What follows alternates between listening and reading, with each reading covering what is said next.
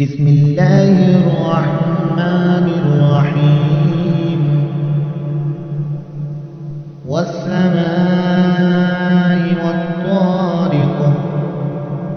وما أدراك ما الطارق النجم الثاقب إن كل نفس لما عليها حافظ فلينظر الإنسان مما خلق من ماء دافق يخرج من بين الصلب والترائب إنه على رجعه لقادر يوم تبلى السرائر